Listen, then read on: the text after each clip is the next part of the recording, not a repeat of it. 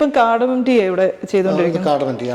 ഇത് cardamom tea ആണ്. അപ്പം ഇതിനകത്ത് ശരിക്കും ഒരു നാച്ചുറൽ കാർഡമം തന്നെ ക്രഷ് ചെയ്ത് കട്ട് ചെയ്ത് ചേർത്തേക്കുന്നത് അതിനകത്ത്.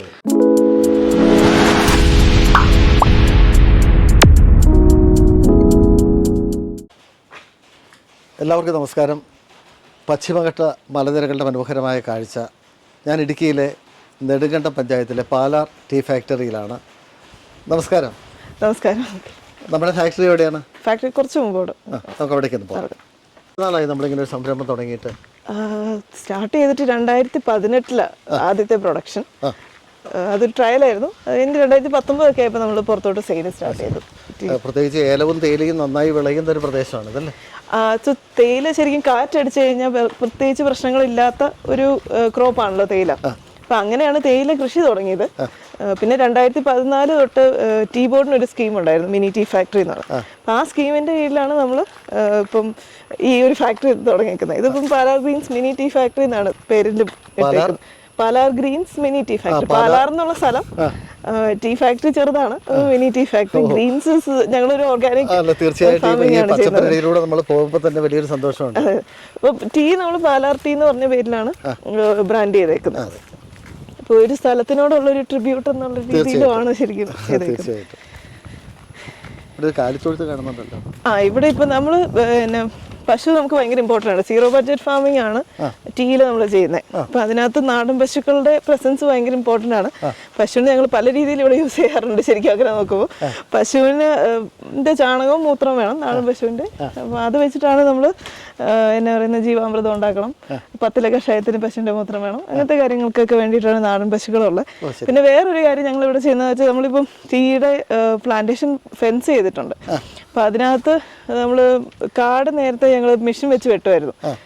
കളനാശിനി ഒന്നും ഉപയോഗിക്കാത്തതുകൊണ്ട് തന്നെ കാട് സെപ്പറേറ്റ് ചെയ്യണമല്ലോ. അപ്പം അങ്ങനെ ചെയ്തേക്കുന്നതിന് പകരമായിട്ട് ഇപ്പം പശുവിനെ അയച്ചു വിടുക ചെയ്യുന്നത്. അപ്പം പശുവിനെ അയച്ചു വിട്ട് കഴിയുമ്പോൾ അവർ എല്ലാ ദിവസവും ഒരു ലെവലിൽ കൂടുതൽ കാട് ഒരിക്കലും ഉണ്ടാവില്ല. പക്ഷെ നമ്മുടെ മണ്ണ് അങ്ങനെ തെളിഞ്ഞ് തേയിലക്ക് വേറെ ശല്യമില്ല, കയ്പുള്ള ഇലയാണല്ലോ. നമ്മുടെ തേയിലക്കാടിനുള്ളിലേക്ക് കയറി കഴിഞ്ഞു. ഇതെല്ലാം എത്ര പ്രായമുള്ള തേയില ചെടികളാണ്? ഇതൊരു 25 വർഷം പ്രായമുള്ളതാണ്. നമുക്കൊരു 35 വർഷമൊക്കെ പ്രായമുള്ള ചെടികളുണ്ട്. ഇത് 25 വർഷമുള്ള, പിന്നെ 5 വർഷം പ്രായമുള്ള ചെടികളുണ്ട് ഇതിനകത്ത്. ഇതെന്തോരം ഏരിയയിലുണ്ട്? ഇത് ഇപ്പം നമ്മൾ ഫാക്ടറി ഉള്ള ഒരു പ്രോപ്പർട്ടി എന്ന് പറയുന്നത് 9 ഏക്കർ സ്ഥലമാണ്. 9 തൊട്ട് 10 ഏക്കറിൻ്റെ ഇടയ്ക്കുണ്ട് സ്പേസ് ആയിട്ട് തേയില കൃഷി ചെയ്തേക്കുന്നത്. അപ്പോൾ നമ്മുടെ പ്രൊഡക്ഷൻ ആവശ്യമായിട്ടുള്ള തേയില നമ്മുടെ ഈ കൃഷിയിടത്തിൽ നിന്ന് തന്നെ ഉണ്ട്. ഇതും ഞങ്ങൾ വീടിൻ്റെ അടുത്തുള്ളതുണ്ട്. അപ്പോൾ അത്രയും കൂടെ ഉണ്ട്. ഏകദേശം ഒരു 20 ഏക്കർ സ്ഥലത്തു നിന്നുള്ള ലൈക്ക് പ്രൊഡ്യൂസാണ് നമ്മളിവിടെ പ്രോസസ്സ് ചെയ്യുന്നത്. ഇവിടെ തേയില കൃഷിക്ക് പറ്റിയൊരു അന്തരീക്ഷമായിരുന്നു മുൻപ്? ഇത് പുൽമേട് പോലത്തെ സ്ഥലങ്ങളായിരുന്നു. പല ആൾക്കാരുടെ കയ്യിൽ നിന്ന് എൻ്റെ അമ്മയുടെ ഫാദറായിട്ട് വാങ്ങിയ സ്ഥലങ്ങളാണ്. ഇപ്പം അമ്മയുടെ ബ്രദേഴ്സ് 2 പേരും ഇതിനകത്ത് പാർട്ട്നേഴ്സാണ്, പാലാർ ടീയിൽ പാർട്ട്നേഴ്സാണ്. എൻ്റെ ഫാദറും പുള്ളിയുടെ 2 ബ്രദർ ഇൻ ലോസും ആണ് പാർട്ട്നേഴ്സായിട്ടുള്ളത്. അപ്പം അവരുടെ സ്ഥലങ്ങളെല്ലാം ഇതിനകത്ത് ഇൻവോൾവ് ആണ്. ഈ പാലാർ ടീ എന്നുള്ള ബ്രാൻഡിൽ നമ്മൾ തേയില ഇറക്കാൻ തുടങ്ങിയിട്ട് എത്ര നാളുകളായി? അത് 2019 തുടങ്ങിയതാണ്. അപ്പം 2019 ഇറക്കാൻ തുടങ്ങിയപ്പം അന്ന് ബ്ലാക്ക് ടീ ഗ്രീൻ ടീ മാത്രമേ ഉള്ളൂ. ലീഫ് ടീസ് നമ്മൾ കട്ടൻ ചായ കുടിക്കാനുള്ള ഓർത്തഡോക്സ് ബ്ലാക്ക് ലീഫ് ടീയുടെ 1-2 ഗ്രേഡും ഗ്രീൻ ടീ മാത്രമേ ഉണ്ടായിരുന്നുള്ളൂ. അപ്പം അത് കഴിഞ്ഞിട്ടൊരു 2021 ആണ് ഞാൻ ഇപ്പോൾ ഒരു ജനറേഷൻ ഷിഫ്റ്റ് എന്ന് പറയാം ശരിക്കും. പേരൻസ് മാറിയിട്ട് ഞാനും എൻ്റെ അനിയത്തിമാരും കുറച്ച് ഫ്രണ്ട്സും എല്ലാവരും കൂടിയിട്ടാണ് നമ്മൾ കുറച്ചുകൂടെ എക്സ്പാൻഡ് ചെയ്തത്. അപ്പം അങ്ങനെ കുറച്ചൊരു മാർക്കറ്റ് സ്റ്റഡിയൊക്കെ ചെയ്തപ്പോൾ ആൾക്കാർക്ക് വിഷമില്ലാത്ത ചായ എല്ലാവർക്കും വേണം.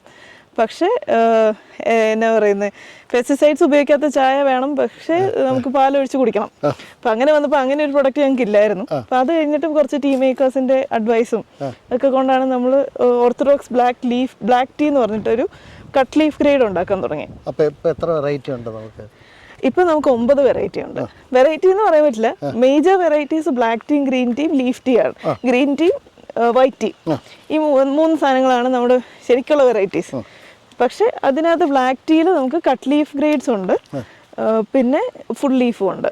അപ്പോൾ ഫുൾ ലീഫ് ഗ്രേഡ്സ് ആണ് നമ്മൾ സാധാരണ കട്ടൻ ചായക്കും അങ്ങനത്തെ കാര്യങ്ങൾക്കൊക്കെ ഉപയോഗിക്കുന്നത്. കട്ട് ലീഫ് ഗ്രേഡ്സ് നമ്മൾ പിന്നെ പാൽ ചായക്ക് പാലെടുത്തുള്ള ചായക്ക് ഉപയോഗിക്കാൻ പറ്റും.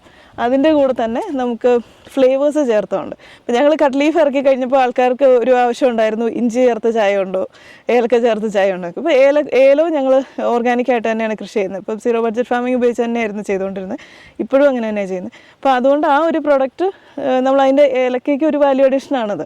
അപ്പോൾ അങ്ങനെയാണ് നമ്മൾ കാർഡമം ടീ ഇറക്കി. പിന്നെ അതിന് ചേർന്നൊരു കാര്യം മസാല ടീ ആയിരുന്നു. ഇതെല്ലാം ഒരു മാർക്കറ്റിനോട് നമ്മൾ എങ്ങനെ റെസ്പോണ്ട് ചെയ്യുന്നു എന്നുള്ളതാണ്. അപ്പോൾ അത് കൂടാതെ ഞങ്ങൾ ഇറക്കിയ ഒരു സാധനമാണ് ചോക്ലേറ്റ് ടീ എന്ന് പറയുന്നത്. ചോക്ലേറ്റ് ടീ അത് ശരിക്കും കൊക്കോ ബീൻസ് ചേർത്തിട്ടുണ്ട്. നമ്മൾ ഒത്തിരി ചോക്ലേറ്റ് ടീസ് കണ്ടിട്ടുണ്ട്, അതെല്ലാം ഫ്ലേവർ ചെയ്താണ് ഞാൻ കണ്ടിട്ടുള്ളത്. പിന്നെ നമ്മൾ കൊക്കോ ബീൻസ് വെച്ചിട്ട് തന്നെ നാച്ചുറൽ ആയിട്ടുള്ള എന്തെങ്കിലും വെച്ച് ചെയ്യാൻ പറ്റുമോ എന്നാണ് നോക്കിയത്. അങ്ങനെയാണ് കൊക്കോ ബീൻസ് ചേർത്ത് ഒരു ചോക്ലേറ്റ് ടീ ഉണ്ടാക്കി. അപ്പം അങ്ങനെ വന്നിട്ടാണ് ഇപ്പോൾ 9 പ്രൊഡക്ട്സ് നമുക്ക് ഉള്ളത്. മാർക്കറ്റിംഗ് എങ്ങനെയാണ്? മാർക്കറ്റിംഗ് പാലാർട്ടിയുടെ വെബ്സൈറ്റിൽ കൂടെയാണ്. palarti.com എന്ന് പറഞ്ഞിട്ട് ഒരു വെബ്സൈറ്റ് ഉണ്ട്. അല്ലാതെ നമുക്ക് കടകളിൽ കിട്ടുമോ? കടകളിൽ ചില കടകളിലുണ്ട്, പക്ഷേ അത് എല്ലാ വെറൈറ്റീസും ഉണ്ടാവണമെന്ന് നിർബന്ധമില്ല. അത് അവർക്ക് ഇൻട്രസ്റ്റ് ഉള്ള ഒരു പ്രൊഡക്റ്റ് ഏതാണോ അതനുസരിച്ചായിരിക്കും വിൽക്കുന്നത്. ഓൺലൈൻ മാർക്കറ്റിംഗ് ആണ് കൂടുതൽ. കൂടുതൽ ഞങ്ങൾ വെബ്സൈറ്റിൽ കൂടെ തന്നെയാണ്. ബാക്കിയുള്ള ഇ-കൊമേഴ്സ് സൈറ്റ്സിൽ ഇതുവരെ ഞങ്ങൾ അങ്ങനെ ഇട്ടിട്ടില്ല. വെബ്സൈറ്റ് പേര് www.palarti.com എന്ന് പറഞ്ഞിട്ട്. നമ്മൾ പാലാർട്ടി ഫാക്ടറിയുടെ കോമ്പൗണ്ടിലേക്ക് കിടക്കുകയാണ്.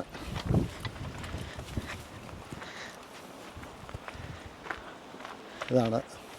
സോ ഇവിടെ എഴുതിയേക്കുന്നതാണ് Palar greens mini tea factory എന്നാണ്. പാലാർ ഗ്രീൻസ് ഒരു പാർട്ട്ണർഷിപ്പ് ഫേമാണ്. എൻ്റെ ഫാദറും ആളുടെ 2 ബ്രദർ ഇൻലോസും കൂടെ ചെയ്തേക്കുന്നത്. മിനി ടീ ഫാക്ടറി തന്നെ ഉണ്ട്. മിനി ടീ ഫാക്ടറി എന്നാണ് നമ്മുടെ ലൈസൻസും കാര്യങ്ങളും എല്ലാം. അപ്പോൾ ഇവിടെ മിനി ടീ ഫാക്ടറി ആയതുകൊണ്ട് ചില ഗുണങ്ങളുണ്ട്. നമ്മൾ of course cost of production per kg ഒക്കെ കൂടുതലായിരിക്കും. പക്ഷെ അതിൽ കൂടുതലായിട്ട് നമുക്ക് പിന്നെ കുറച്ചുകൂടെ പുകയില്ല, അങ്ങനത്തെ കാര്യങ്ങളൊന്നും ഇല്ലാതെ നമുക്ക് ഗ്യാസ് ഉപയോഗിച്ച് തന്നെ ചെയ്യാം. അപ്പോൾ നമ്മുടെ ടീ ഫാക്ടറിയുടെ അകത്തെ പ്രൊഡക്ഷൻ യൂണിറ്റിലേക്ക് നമ്മൾ പ്രവേശിക്കുകയാണ്. എന്തെല്ലാം മാനദണ്ഡങ്ങളാണ് നമ്മൾ പാലിക്കേണ്ടത്? സോ യൂഷ്വലി നമ്മൾ ഷവർ ക്യാപ്പ് ഉണ്ടായിരിക്കണം, പിന്നെ കൈയും കാലും ഒക്കെ ക്ലീൻ ആയിരിക്കണം. നമുക്കിവിടെ സ്ലിപ്പേഴ്സ് ഉണ്ട് അകത്തിടാൻ വേണ്ടിയിട്ട് മാത്രമുള്ളൂ. അപ്പോൾ അത് ഒന്ന് ഞങ്ങൾ ഗ്രാനൈറ്റ് ആണ് നമ്മൾ ഫ്ലോർ ചെയ്തേക്കുന്നത്. അപ്പോൾ അതുകൊണ്ട് തന്നെ ഒരു സ്ലിപ്പർ ഇല്ലാതെ പോയി കഴിഞ്ഞാൽ തണുപ്പുള്ള സ്ഥലം കൂടെ ആയതുകൊണ്ട് ആൾക്കാർക്ക് ബുദ്ധിമുട്ടായിരിക്കും ജോലി ചെയ്യുന്നവർക്ക്. ഇവിടെ 3 പേരാണ് ജോലിക്കുള്ളൂ. അപ്പോൾ അതിൽ കൂടുതൽ ആൾക്കാർ നമുക്കൊരു മിനി ടീ ഫാക്ടറിയിൽ അങ്ങനെ ആവശ്യമില്ല. അപ്പോൾ കറക്റ്റായിട്ടൊന്ന് പ്ലാൻ ചെയ്ത് കഴിഞ്ഞാൽ ഇന്ന് പാക്കിങ് മാത്രമേ ഇപ്പം നടക്കുന്നുള്ളൂ. ശനിയാഴ്ചയാണ് അവധിയാണ്. രണ്ടും. എത്ര മെഷീനറികളുണ്ട് ഇവിടെ? ഇപ്പം ഇതിനകത്ത് വലിയ ഫാക്ടറിയിലുള്ള എല്ലാ മെഷീൻസും ഉണ്ട്. അപ്പം അതിൻ്റെ ചെറിയ രൂപമാണെന്ന് മാത്രം. അപ്പം നമുക്ക് ആദ്യത്തെ തൊട്ടൊന്ന് വന്നാലും മുകളിലേക്ക് നമ്മൾ എത്തി. ഈ സംവിധാനം നമ്മൾ പിന്നെ നമ്മളിപ്പോൾ തേയിലപ്പൊടി ഉണ്ടാക്കുന്നതിൻ്റെ ഒരു ആദ്യത്തെ സ്റ്റെപ്പ് എന്ന് പറയുന്നത് കൊളുന്ത് നുള്ളുക എന്നുള്ളതാണല്ലോ. അപ്പോൾ കൊളുന്ത് കൊണ്ടുവന്ന് ഇടുന്ന ഒരു സ്ഥലമാണ് ട്രഫ്. അപ്പോൾ ഇവിടെ നമ്മൾ അതിനെ ഒരു പകുതിയായിട്ട് വാട്ടിയെടുക്കും. സോ ബേസിക്കലി ഒരു പകുതി ഉണങ്ങിയിരിക്കണം. ഇപ്പോൾ 100 കിലോ ഉണ്ടെങ്കിൽ 50 കിലോ ആവാൻ പാകത്തിന്, ഏകദേശം 50 കിലോ ആവാൻ പാകത്തിനാണ് ഇവിടെ വാടുന്നത്. ഇത് ചൂട് കൊടുത്തിട്ടല്ല, സാധാരണ എയർ വെച്ചിട്ട് തന്നെ ആയിരിക്കും. ഇത് നമുക്കൊരു ഏതാണ്ട് ഒരു 300 കിലോ 500 കിലോ ഇതിനകത്ത് കൊള്ളും. പക്ഷേ നമ്മൾ ഏതാണ്ട് ഒരു 300 കിലോ അടുത്താണ് ചെയ്യാറുള്ളൂ ഒരു ദിവസം. അപ്പം അങ്ങനെ ആകുമ്പോഴാണ് കുറച്ചും കൂടെ നമുക്ക് ക്വാളിറ്റി കൺട്രോളൊക്കെ എളുപ്പമുണ്ട് ചെയ്യാൻ. 24 hours അല്ല പ്രൊഡ്യൂസ് ഡ്രൈ ചെയ്തിട്ട് നമ്മൾ അടുത്ത സെക്ഷനിലേക്ക് എവിടെയാണ്? ഇത് വിതറിംഗ് ആണ്, വാടുവാണ് ചെയ്യുന്നത്. കംപ്ലീറ്റ്ലി ഡ്രൈ ആവുന്നില്ല. അടുത്ത സെക്ഷൻ ഫാക്ടറിയുടെ താഴോട്ടായിരിക്കും. അപ്പോൾ ഇവിടുന്ന് നമുക്ക് അവിടേക്ക് എത്തിക്കാനുള്ള സംവിധാനം ഇവിടുന്ന് തന്നെ ഒരു ഡോറുണ്ട്. ഇവിടുന്ന് നമ്മൾ എടുത്തിട്ട് നമുക്ക് ഒരു റോളറിന്റെ കപ്പാസിറ്റി എന്ന് പറയുന്ന ഒരു 50 തൊട്ട് 70 കിലോ വരെ ഉണ്ട് ലീഫിന്റെ ക്വാളിറ്റി അനുസരിച്ച്. അപ്പോൾ ഇവിടുന്ന് വെയിറ്റ് എടുത്തിട്ടായിരിക്കും താഴോട്ട് കൊണ്ടുവന്നത്. നമ്മുടെ റോളിംഗ് റൂമാണ്. റോളിംഗ് റൂമിനകത്ത് ഇതാണ് മേജർ ഭാഗം. റോളേഴ്സ് നമുക്ക് കയ്യിൽ വെച്ചിങ്ങനെ തിരുമ്മി വരുമ്പോൾ ഉള്ള ഏതാണ്ടൊരു ഷേപ്പ് കിട്ടുള്ളൂ, ഒരു തിരി പോലെ ആയി വരാനുള്ള ഒരു മേജർ ഭാഗമാണ് റോളിംഗ്. ഇപ്പം റോളർ ശരിക്കും ഓണാക്കി അറിയാം. ഇപ്പം നമ്മൾ ഇതിനകത്ത് ചെയ്തേക്കുന്ന ഒരു വുഡൻ പാറ്റേൺസ് ആണ് ചെയ്തേക്കുന്നത്. ഇതിൻ്റെ ടേബിളിൽ വുഡ് പാറ്റേൺസ് ആണ് ചെയ്തേക്കുന്നത്. ഇങ്ങനെയായിരിക്കും മൂവ് ചെയ്യുന്നത്. ഇപ്പം ഇതിനകത്ത് തേയില ഇവിടെയാണ് ലോഡ് ചെയ്യുന്നത്. ലോഡ് ചെയ്തിട്ട് മൂവ് ചെയ്യുവാണ് ചെയ്യുന്നത്. ഇത് ഏകദേശം ഒരു 45 minutes to 1 hour ആ ഒരു റേഞ്ചിൽ എന്തോരം ക്വാണ്ടിറ്റി ഉണ്ടെന്നും ലീഫിന്റെ സൈസും. സോ ശരിക്കും ഒരു ടീം മേക്കറുടെ അല്ലെങ്കിൽ ഒരു ടീം മാനേജ് ചെയ്യുന്ന ഒരാളുടെ മേജർ ഭാഗം എന്ന് പറയുന്നത് ആ തീരുമാനങ്ങൾ എടുക്കലായിരിക്കും. ഫിസിക്കൽ ലേബർ ആയിരിക്കില്ല, ആ ഒരു തീരുമാനം എടുക്കലായിരിക്കും കൂടുതലും പണി അതിനകത്ത്. അപ്പം അതുപോലെ തന്നെ റോളിങ്ങിനുള്ള മെഷീൻസ് ആണ് ഇതെല്ലാം. ഇത് രണ്ടും റോളേഴ്സ് തന്നെയാണ്. 2 റോളേഴ്സ് ഉണ്ട്. ഇതിനകത്ത് വേറെ വ്യത്യാസമൊന്നുമില്ല, 2 എണ്ണം ഉണ്ടെന്നേ ഉള്ളൂ. ഒരു പ്രൊഡക്ഷൻ കൂടുതലാകുമ്പോഴും അല്ലെങ്കിൽ നമുക്ക് ഒരെണ്ണത്തിന് എന്തെങ്കിലും പറ്റിക്കഴിഞ്ഞാൽ വിതർ ചെയ്ത തേയില അവിടുന്ന് മേലിന്ന് താഴോട്ടായിരിക്കും വരുന്നത്. അത് ഇങ്ങനെ കൺവെയറൊന്നുമല്ല, നേരെ തന്നെ എടുത്തോണ്ട് തന്നെ പോരുവാണ് ചെയ്യുന്നത്. ഇവിടുന്ന് ഇങ്ങോട്ട് ഒരു സ്പേസ് ഉണ്ട്, നമുക്കതിരിക്കാൻ ഒരു സ്പേസ് ഉണ്ടെന്നേ ഉള്ളൂ. എന്നിട്ട് ഈ 2 സെക്ഷനിൽ നമ്മൾ റോൾ ചെയ്തിട്ട് അടുത്ത സെക്ഷൻ ഒരു സെക്ഷനെ റോൾ ചെയ്താൽ മതി. ഞങ്ങളിപ്പം ചെയ്യുന്ന നമ്മൾ ഫുൾ ലീഫ് ചെയ്യുമ്പം റോളിങ് കഴിഞ്ഞിട്ട് നേരെ നമ്മൾ സ്വിഫ്റ്റ് ചെയ്യും. ഒരു സ്വിഫ്റ്റിംഗ് ഉണ്ടാവും, നമ്മളൊരു അരിപ്പ പോലെ തന്നെ. അപ്പം ഈ ഒരു ഈ ഒരു അരിപ്പയിലോട്ടാണ് ഇടുന്നത്, അവിടെ നിന്നായിരിക്കും ലോഡ് ചെയ്യുന്നത്. അപ്പം ഇതിനകത്തോടെ താഴോട്ട് ചാടി പോകുന്ന സാധനങ്ങളുണ്ട്. അത് ചില പ്രൊഡക്ഷനിൽ അത് നല്ലതായിരിക്കും, ചില പ്രൊഡക്ഷനിൽ അത് നമുക്ക് ആവശ്യമുള്ളതായിരിക്കില്ല. വലിപ്പം പച്ചയായിട്ടിരിക്കുമ്പോൾ തന്നെ വലിപ്പം സെപ്പറേറ്റ് ചെയ്യാനുള്ളത്. ഇതിപ്പം റോൾ ബ്രേക്കറുമായിട്ട് യൂസ് ചെയ്യാറുണ്ട്. എന്ന് വെച്ചാൽ നമ്മൾ തേയിലയ്ക്ക് ഒരു ഒട്ടലുണ്ടല്ലോ, അപ്പോൾ അത് ഒരു ഒരുമിച്ച് ഇങ്ങനെ പിടിച്ചായിരിക്കും. അപ്പോൾ ഈ സ്വിഫ്റ്ററിൽ ഇടുമ്പോൾ അതൊന്ന് സെപ്പറേറ്റ് ആയി ലീവ്സ് ആയിട്ട് സെപ്പറേറ്റ് ആയിട്ട് കിട്ടും. അപ്പം അങ്ങനെയും ചെയ്യാറുണ്ട്, അതിനും യൂസ്ഫുൾ ആണ്. പിന്നെ അത് ബ്ലാക്ക് ടീ ഉണ്ടാക്കുമ്പോഴാണ് എല്ലാ മെഷീൻസും തന്നെ കൂടുതൽ ഉപയോഗിക്കുന്നത്. ഇത് ശരിക്കും ഒരു റോട്ടർവെയിനാണ്. ഇതിപ്പം ശരിക്കും നമ്മൾ ഒരു ചോപ്പ് ചെയ്യാൻ പാകത്തിനുള്ള മെഷീൻ. ഇത് CTC ഫാക്ടറീസിൽ കാണുന്ന ഒരു മെഷീനാണ്. സാധാരണ ഓർത്തഡോക്സ് ഫാക്ടറിയിൽ അങ്ങനെ യൂസ് ചെയ്യാറില്ല. നമ്മളൊരു ചെറിയ ഫാക്ടറി ആയതുകൊണ്ട് നമ്മുടെ മാനുഫാക്ചറർ മെഷീൻസ് ഉണ്ടാക്കിയ ആള് പറഞ്ഞു, ലൈക്ക് എങ്ങാനും നമ്മൾ തേയില മൂത്ത് പോയാൽ അല്ലെങ്കിൽ വേറെ എന്തെങ്കിലും ഉണ്ടാക്കണമെങ്കിൽ ഇത് ഇങ്ങനെ ഒരു മെഷീനും കൂടെ വെക്കുന്നത് നല്ലതായിരിക്കും എന്ന് പറഞ്ഞു. അപ്പം അങ്ങനെയാണ് നമ്മൾ റോട്ടർവെയിൻ ഇതിനകത്ത് ഇൻട്രൊഡ്യൂസ് ചെയ്തത്. അപ്പം അതിൻ്റെ ഒരു മേജർ ഭാഗം എന്ന് വെച്ചാൽ ഞങ്ങൾ യൂസ് ചെയ്തത് എവിടെയാണെന്ന് വെച്ചിട്ടുണ്ടെങ്കിൽ ഞങ്ങൾ കട്ട് ലീഫ് ടീസ് ഉണ്ടാക്കുമ്പോൾ കട്ട് ചെയ്യുന്നത് ഇതിനകത്താണ്. പിന്നെ ഈ ഒരു ഭാഗമാണ് വെറ്റ് ഏരിയ. നമ്മുടെ ടീ ഫാക്ടറിയുടെ ഒരു വെറ്റ് ഏരിയ ഇതാണ് നമ്മൾ എല്ലാ പ്രൊഡക്ഷൻ കഴിയുമ്പോഴും കഴുകേണ്ട ഒരു സ്പേസ് ഇതാണ്. അപ്പോൾ അതിനുള്ള സംവിധാനം നമ്മളിവിടെ ചെയ്തിട്ടുണ്ട്. അല്ലെങ്കിൽ നമുക്ക് ടീയുടെ ഒരു ക്വാളിറ്റി, ഇപ്പോൾ പ്രത്യേകിച്ച് ഒരു കണ്ടിന്യൂസ് പ്രൊഡക്ഷൻ ഉള്ള ഫാക്ടറി അല്ല ഇത്. നമ്മൾ പുറത്തുനിന്ന് ലീഫ് വാങ്ങുന്നില്ല, നമ്മുടെ തന്നെ ബോട്ട് ലീഫ് ഫാക്ടറി അല്ലല്ലോ, നോൺ ബോട്ട് ലീഫ് ഫാക്ടറി ആയതുകൊണ്ട് തന്നെ പ്രൊഡക്ഷനിൽ ചെറിയ ഗ്യാപ്സ് വരാനുള്ള ചാൻസ് ഉണ്ട്. അപ്പം അങ്ങനെ വന്നു കഴിയുമ്പം നമുക്ക് കറക്റ്റായിട്ട് ക്ലീൻ ചെയ്ത് വെച്ചില്ലെങ്കിൽ ചായയിൽ ഒത്തിരി പ്രശ്നങ്ങൾ ഉണ്ടാവാൻ ചാൻസ് ഉണ്ട്. ഹെൽത്ത് ഇഷ്യൂസ് വരെ ഉണ്ടാവാം ആൾക്കാർക്ക്. ഫെർമെൻറ്റേഷനുള്ള അപ്പം നമ്മൾ പ്രത്യേകിച്ച് തേയിലയുടെ കേസിൽ ബ്ലാക്ക് ടീ ഉണ്ടാക്കുമ്പോൾ അതിനകത്ത് പ്രത്യേകിച്ചൊന്നും പുറത്തുനിന്ന് ആഡ് വരുന്നില്ല. ഫെർമെൻറ്റേഷനും അത് നമ്മളിപ്പോൾ ഒരു ആപ്പിളൊക്കെ കട്ട് ചെയ്ത് വെച്ച് കഴിയുമ്പോൾ അതിൻ്റെ കളർ മാറുമല്ലോ. അപ്പോൾ അത് ഓക്സിഡേഷനാണ്. അപ്പോൾ ഓക്സിഡേഷൻ വെച്ച് തന്നെയാണ് ടീയുടെ കേസിലും കളർ മാറുന്നത്. ഫെർമെൻറ്റേഷൻ അതിനകത്തൊരു ലൈക്ക് മൈക്രോബിയൽ പ്രോസസ്സാണ്. അപ്പോൾ ആ ഒരു ഭാഗം രണ്ടും കൊണ്ട് ഇവിടെ ഫെർമെൻറ്റേഷനും ഓക്സിഡേഷനും നടക്കാനുള്ളൊരു സ്പേസാണ്. ഇതിപ്പോൾ ഇവിടെ തേയില ഒരു 3 ഇഞ്ചിൽ താഴെ ആയിരിക്കും റോൾ ചെയ്ത് റെഡി ആയിട്ടുള്ള തേയില ഇടുന്നത്. ഇപ്പോൾ ഇത് കഴിഞ്ഞിട്ട് ഫെർമെൻറ്റേഷൻ കറക്റ്റ് ആണോ എന്ന് നോക്കുന്നതും നമ്മുടെ ടീയുടെ ഫാക്ടറി മാനേജ് ചെയ്യുന്ന ഒരാളുടെ ഒരു റോളായിരിക്കും. എന്നിട്ട് ഡ്രൈയിങ്ങിലോട്ട് പോകണം. ഡ്രൈ ചെയ്ത് കഴിഞ്ഞാൽ ടീ റെഡിയാണ്.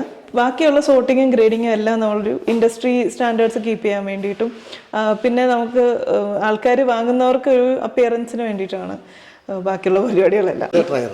ഇത് ഡ്രയറാണ്. ഇത് ചെറിയ ഡ്രയറാണ്. നമുക്കൊരു 10-12 കിലോ ഒരു അവറിൽ ഡ്രൈ ചെയ്ത് വരാൻ പാകത്തിന്, മെയ്ഡ് ടീ ഡ്രൈ ചെയ്ത് വരാൻ പാകത്തിനുള്ള ഒരു യൂണിറ്റാണ്. ഇവിടെയാണ് ലോഡ് ചെയ്യുന്നത്. അപ്പോൾ ഇത് കൺവെയറിൽ തന്നെ കയറി മേലെ ചെല്ലുകയാണ് ചെയ്യുന്നത്. പിന്നെ ലൈക്ക് ബ്ലോ എയർ ഡ്രൈയിങ് ആണ്. ഫർണസ് ഇതിൻ്റെ പുറകിലുണ്ട്. ഇതൊരു 18 to 22 minutes അതിൻ്റെ ഇടയ്ക്ക് മിക്ക ഗ്രേഡ്സും ഡ്രൈ ചെയ്ത് വരും. പിന്നെ ഉള്ളതെല്ലാം സോർട്ടിങ് മെഷീൻസ് ആണ്. ഇത് സാധാരണ നമ്മൾ ഫുഡ് പ്രോസസ്സിങ് യൂണിറ്റ്സ് കാണുന്ന പോലെ തന്നെയുള്ളൊരു ഫൈബ്രോമാറ്റാണ് ഇത്. ഫൈബേഴ്സ്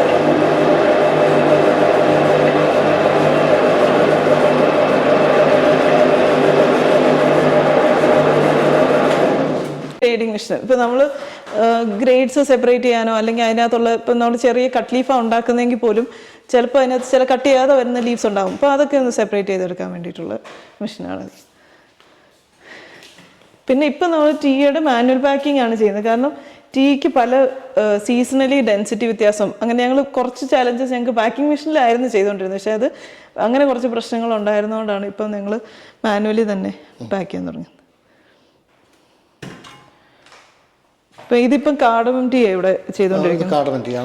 ഇത് കാർഡമം ടീ ആണ്. അപ്പം ഇതിനകത്ത് ശരിക്കും ഒരു നാച്ചുറൽ കാർഡമം തന്നെ ക്രഷ് ചെയ്ത് കട്ട് ചെയ്ത് ചേർത്തേക്കുന്നത് അതിനകത്ത്.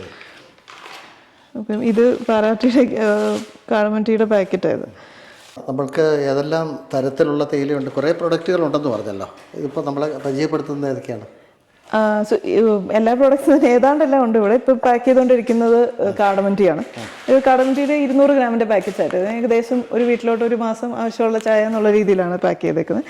പിന്നെ നമുക്ക് ചോക്ലേറ്റ് ടീ ഉണ്ട്, കൊക്കോ ബീൻസ് ചേർത്തിട്ട് ഉള്ള ചോക്ലേറ്റ് ടീ ഉണ്ട്, പിന്നെ ജിഞ്ചർ ടീ ഉണ്ട്, മസാല ടീ ഉണ്ട്. പിന്നെ അതുപോലെ തന്നെ നമുക്ക് കട്ടൻ ചായ ഒക്കെ കുടിക്കാനുള്ള ഓർത്തഡോക്സ് ബ്ലാക്ക് ലീഫ് ടീ എന്ന് പറഞ്ഞിട്ട് ഒരു പ്രൊഡക്റ്റ് ഉണ്ട്. അതിൻ്റെ തന്നെ ഗ്രീൻ ടീ ഉണ്ട്.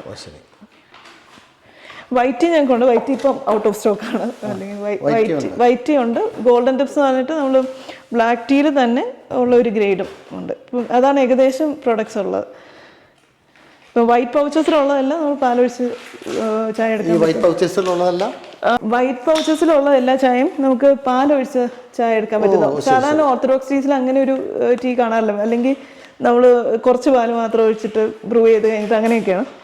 അപ്പം ഇത് ഞങ്ങളുടെ ഒരു ലൈക്ക് ഫാസ്റ്റ് മൂവിങ് പ്രൊഡക്റ്റാണ്. ആ ഒരു സെക്ഷനിൽ പെട്ടതാണ്. കാരണം ആൾക്കാർക്ക് പാലൊഴിച്ച് ചായ കുടിക്കാൻ എപ്പോഴും താല്പര്യമുള്ളത്. അതിൻ്റെ ഒരു പ്ലെയിൻ ഉണ്ട്, ഓർത്തഡോക്സ് ബ്ലാക്ക് ടീ എന്ന് പറഞ്ഞിട്ട്. പിന്നെ അതുപോലെ തന്നെ അതിനെ ഫ്ലേവർ ചെയ്തേക്കുന്ന ടീസും